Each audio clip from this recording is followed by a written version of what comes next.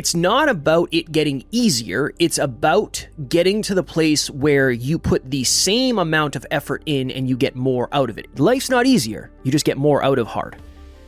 Eventually, you earn your stripes in a given space, given industry. That's why the bow tie works the way that it does. People unconsciously look up to people who have earned it over time. Next Level Nation today for episode number 2157. We're going to do a little revisit of the bow tie. So this is going to be bow tie part 2. Again, the idea behind the bow tie is at the beginning you put level 10 effort in, you get level 0 results, then you put level 9 effort in, you get level 1 results, and eventually it's supposed to go...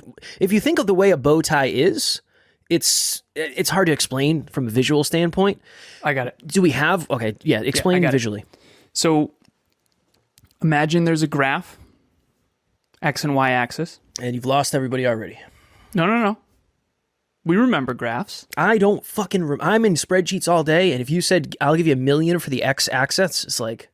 Horizontal axis and... Thanks, thank you. So X is the horizontal axis. Okay. Y is the vertical axis. Boom, right Nice. there if you're on YouTube. I'm using my arms. All right. There's going to be one arrow going from the bottom up, and another arrow going from the top down. The vertical axis is results. Results out. Yeah. The x-axis is time. No.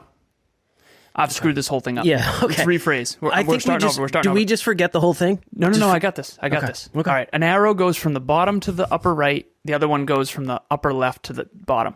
One of the arrows represents results out. The other arrow represents effort in. So effort in is 10 at the beginning. And picture a bow tie. It's like an X. It's 10 at the beginning for 0 results. And then by the end, it's 10 results out for 0. And Joe Rogan's a good example of this, okay? In podcasting, Joe Rogan could never podcast again, and he could retire right now, and he would still have the most successful podcast for a very long time. 0 effort in for level 10 results out, but only because he's been podcasting since 2009 every single week. We're gonna have to figure out a good visualization for that because that's a tough one. Let me create a digital asset. We're gonna have to create it. Well, this is dropping tomorrow, so I don't think we're gonna have time. I got this. Okay. I'm doing it. Alan's gonna create a digital asset, and then we're gonna know. You can It'll literally be in the show notes. You're gonna have this up. You're gonna have the digital asset up while you just heard us talk about that. That's good stuff right there. Okay. The point I want to make that we didn't have time to make in the previous episode is that it's not about. Okay, let's say in the beginning you put in level 10 effort and you get level 0 results, right? Let's say, hypothetically, you don't stop putting in level 10 effort. You continue to put in level 10 effort, but then it goes to level 1 results. Then you keep doing level 10 effort, but you get better at level 10 effort, and then it goes to level 3 results. Eventually, it gets to a place where you're putting in level 10 effort, and it's moving up. It's moving to level 5 results, level 6 results, level 7 results, and essentially, you feel like you're winning because you're doing the same thing you've been doing, but better, and you're just getting way better results. So Taryn said to me the other day, I was like, it's so interesting. I just went on a podcast, and they asked me to work with them, essentially. And I was like, it's just fucking weird. And I said, it feels like the bow tie is starting to flip a little bit. What was it like in the beginning? In the beginning, I couldn't pay somebody to work with us. In the beginning, it would be like, I'll do it for free, and people would still say no. Yeah. Right? And that's just how it is in the beginning. The problem is, and I think the problem with explaining the bow tie, if we don't go deep, is the goal is not to get to a place where you're putting in level 0 effort and getting level 10 results, because that is not where fulfillment is. You're not going to be fulfilled if you're just sitting around getting results. Certain pieces are good, and there's happiness, and there's opportunity, and whatever, but that's not why you started this in the first place. Well, let me share it this way. Please. So when you're, and again, when you're 10, 20, 30, 40, 50, you're supposed to be building a career. Quote unquote. Wait. You just said 10, 20, 30, 40. Did you say 10, 20, 30, 40, 50? Yeah. 10 of age? Yeah. You're building a career at 10? I do think that would be very Ideal? smart. Okay. Well, so when you're 10, you're supposed to is in quotes here. You're supposed to try to do well in school. Why do people want to do well in school? Because they want to get a good job. Why do they want to get a good job? So they can make more money. I do believe we would do, I'm speaking, actually, I haven't even told you this yet. I'm speaking to 14 to 18-year-olds. Excuse me. Yeah. In a month, I think at the end of the month. Nice. And they're 14 to 18, and I'm trying to figure out how to explain to them, start thinking about your career now. Because I've been doing something called the Next Level Wealth Builder with people, and I took one of my clients through, shout out to you, I know you're listening, and she realized in hindsight that she was just winging it. Like, she worked at Dunkin' Donuts because her brother worked there. She worked at Papa Gino's because her boyfriend worked there. She wasn't building a resume or a career. Whereas when I was younger, I was always thinking about what this meant for my career. How does this tie to the bow tie? Okay. In your 10s, 20s, 30s, 40s, and 50s, and some people do, they start getting allowance at like 12 or 14 or whatever. When was the first time you got money? Oh, dude, I don't know. I couldn't even tell you. No idea. I never got a consistent When was the first allowance. time you got a job?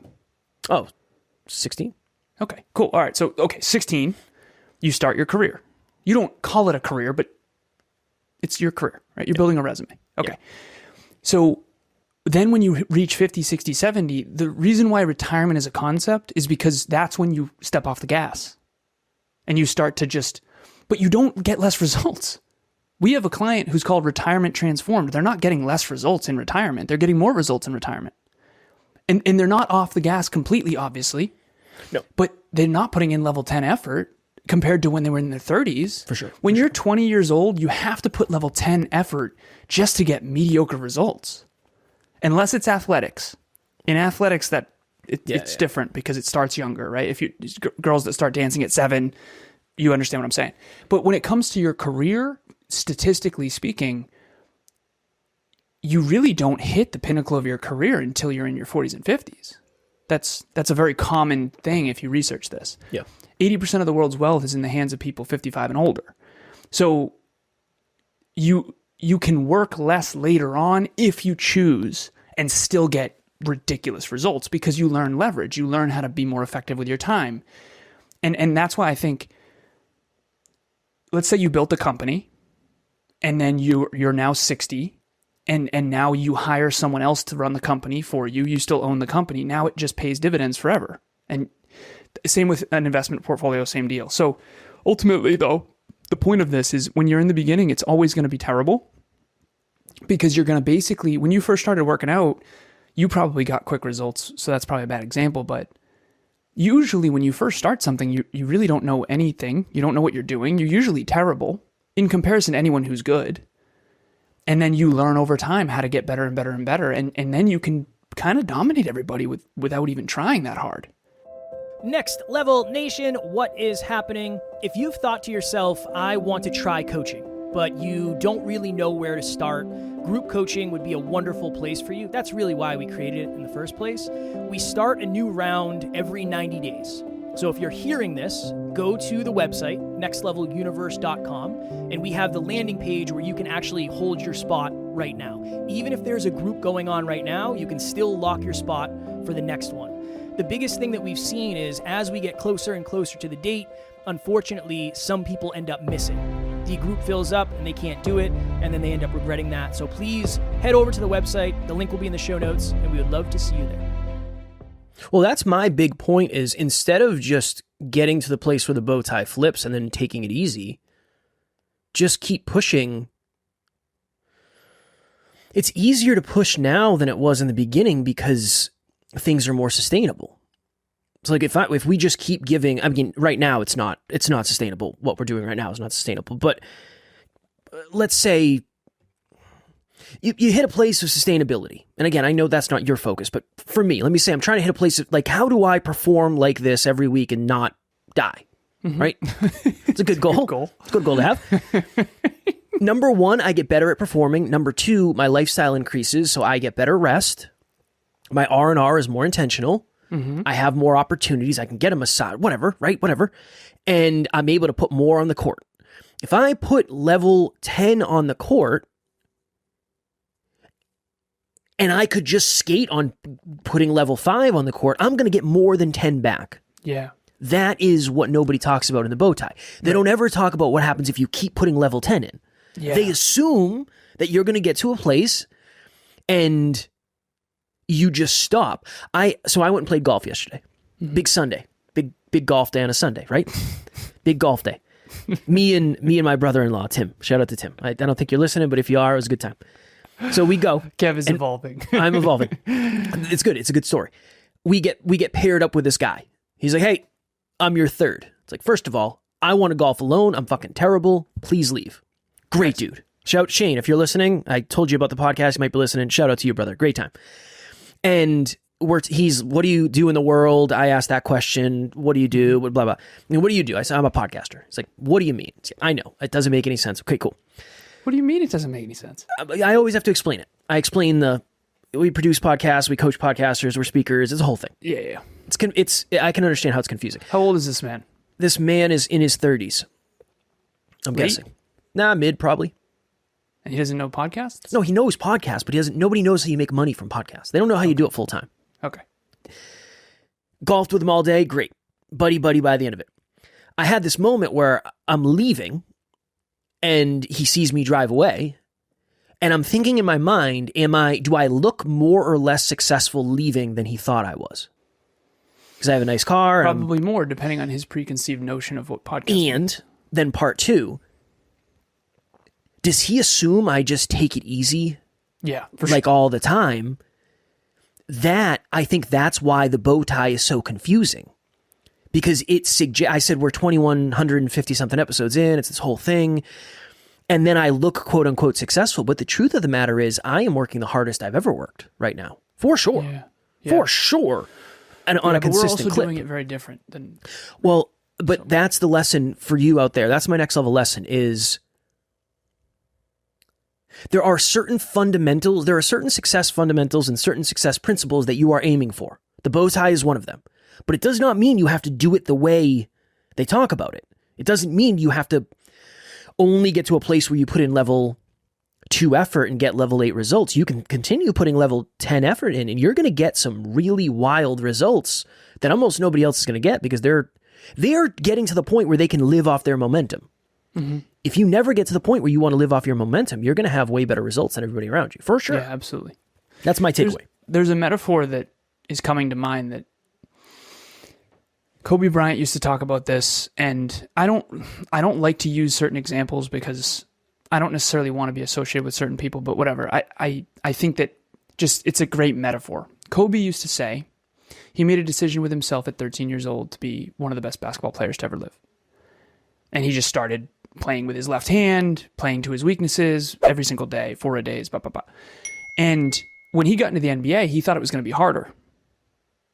And he was like, he realized most people's grind and most of the people that got to the NBA, they were usually, a lot of times they were struggling, do whatever it takes. And then once they got the big contract and they were in the NBA and they started getting paid, now they're playing not to get injured.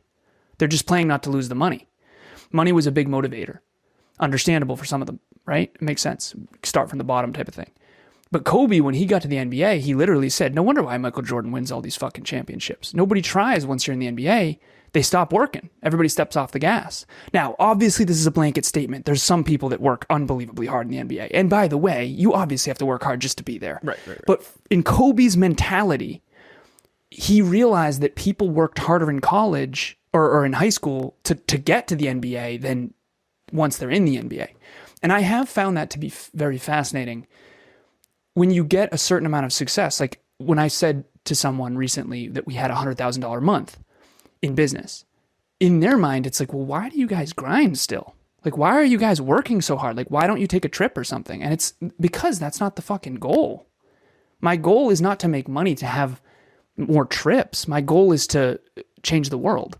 And I think that it's a good metaphor because most people, when they start to win, they do step off the gas unconsciously. That's actually a fear of mine. A genuine fear. Kevin and I have purposely kept a minimal amount of money in our bank account to make sure we have necessity. I am purposely putting us in scarcity to make sure that we are fully ignited. I don't want us to lose our underdog, dude.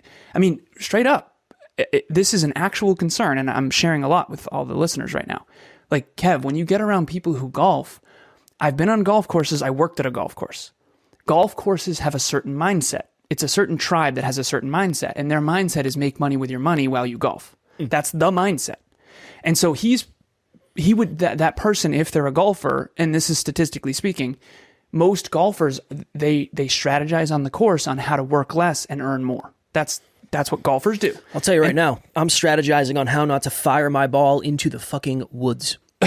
That is my strategy. That is But do you understand the mindset 100%. around golf? 100%. Okay. 100%. Statistically speaking, that's what golfers do. They strategize on the golf course, business meetings, blah, blah, blah. Many of my mentors, millionaires, all this stuff. I know what that mindset is. I have many mentors that are trying to earn money with their money. They're not trying to work harder. Yep. And for you and I, that would be very detrimental because in the Kobe Bryant metaphor, we're trying to be the best in the world at what we do. And I think that that's important to understand. So if you're out there and you want a higher quality of life, you're going to have to put in a lot of effort in the beginning. Whenever you start something, you have to put in a lot of effort for very minimal results. But if you keep putting in the effort, it compounds. It's a compound effect. It's unbelievable. I mean, Emilia and I, she's 30, I'm 36. What we can do now with our capital, with our time, with our effort, it's exponentially larger than what we could do 10 years ago. I can't understand someone's career until I know their age. You have to base it on age. Like, what is considered success at 60 is completely different than at 15. For sure. Yeah. For sure. Because all right, I got to hop because I have a coaching call in 40 seconds. Nice. Next Level Nation, private Facebook group for amazing people like you trying to grow and get to the next level. We have the Dreamliner, we have meetups, we have book club every Saturday. There's a whole bunch of stuff at NLU. So if you are somebody who is very into self-improvement, personal development, very clear you are, there's a place for you. As always, we love you, appreciate you, grateful for each and every one of you. And if you are as dedicated, as focused as you say you are to getting to the next level, make sure you tune in tomorrow because we will be here every single day to help you get there. Keep reaching toward your full potential. Next Level Nation.